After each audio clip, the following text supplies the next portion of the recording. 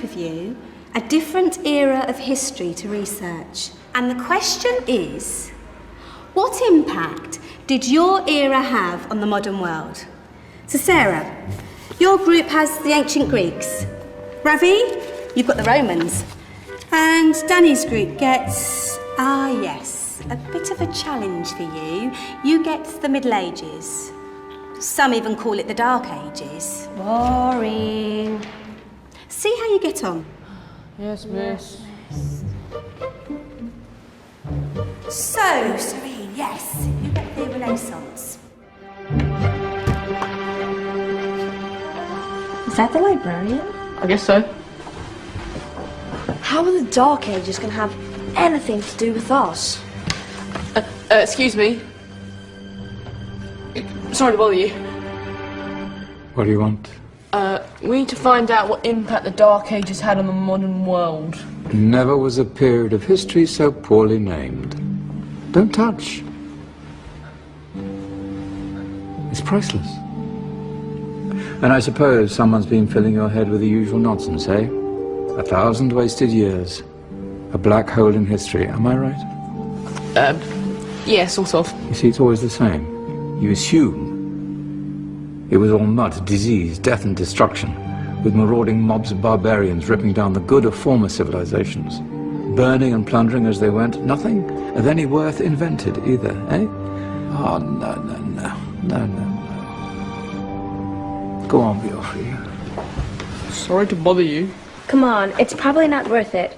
Everyone knows that the Greeks and Romans invented everything anyway. Oh, did they now? And you're sure about that, are you?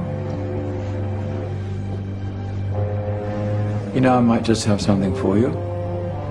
You seem to be up for the task. I suppose I could. Follow me.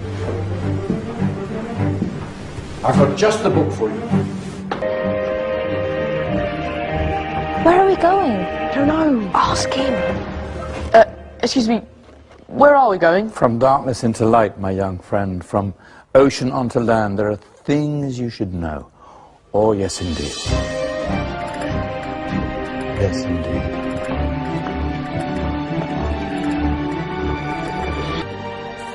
Now,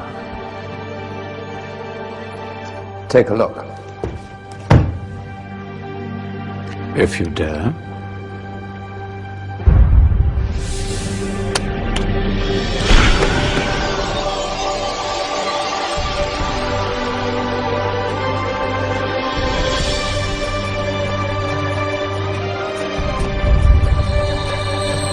What's going on? Welcome to the Dark Ages, or as it should be known, the Golden Ages. Who are you? I am Al-Jazari, engineer and ingenious inventor. I thought you said this was the Dark Ages. It doesn't look very dark. That's because it's all a matter of perspective, my soon-to-be illuminated friend. Of course, there are parts of the world that weren't dark at all, but in a civilization that stretched from Spain to China, the golden rays of discovery and invention shone over everything. What civilization? The Muslim civilization, my young friend. Through scholars and scientists of various faiths, some of the most important discoveries known to man were made at this time. Discoveries that drew on knowledge of the ancients, but have more connections with your modern world than you could possibly ever imagine. Like what? Well, all sorts of things. I've got to get a picture of this. I knew it was a good idea. Who are you? Allow me to introduce Ibn al-Haytham, a great scientist whose ideas led to the invention of the camera. You invented the camera? I laid the foundations for modern cameras by explaining how our eyes work. I found a way of projecting an image onto another surface through a small hole in a dark room, later called camera obscura.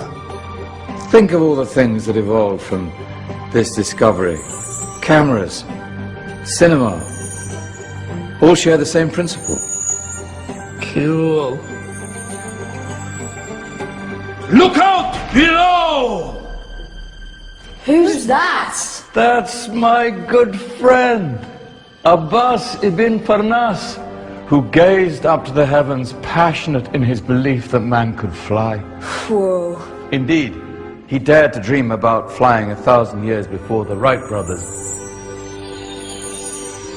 Do you know you all take your jet-setting holidays for granted, so it only seems fair to remember Abbas ibn Farnas. Stand by. I'm ready for takeoff.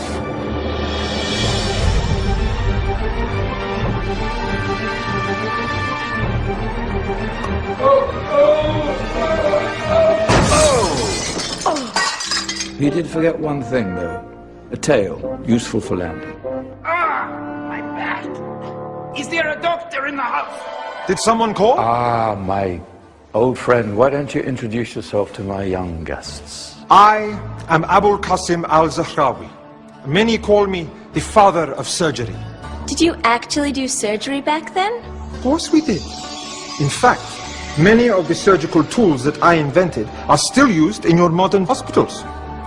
Excuse me, a patient needs my attention. Scalpel?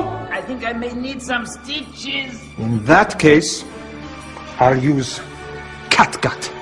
Catgut? From the gut of animals. Perfect for stitching up internal wounds. Your surgeons are still using it today. Sorry, mustache.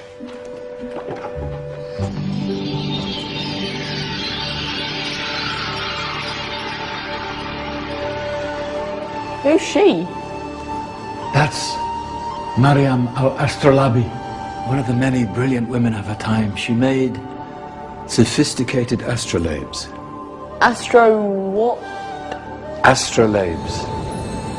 They show the sky and the stars on a small flat plate you can hold in your hand.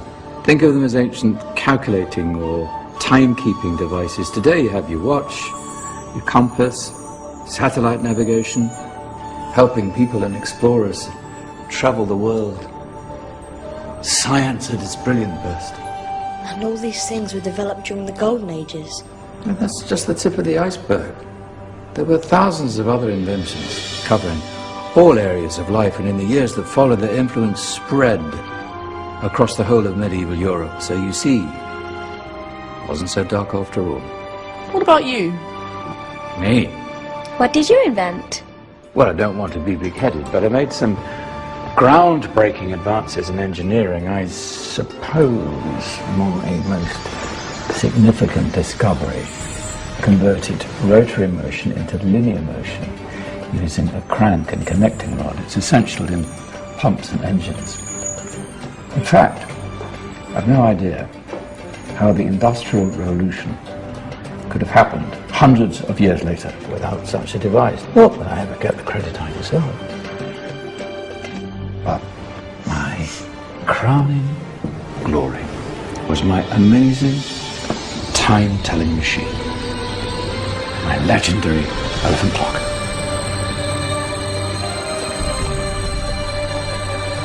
It's a clock. Yes. Dozens of components collected from different cultures around the world. Indian, Greek, Arabian, Egyptian, Chinese. Wow. A United Nations clock. That is pretty cool. Does it actually tell the time? Wow, yes, of course. If it wasn't for me, thousands of people would be late for everything. Speaking of time, we better get you back. And remember, spread the word.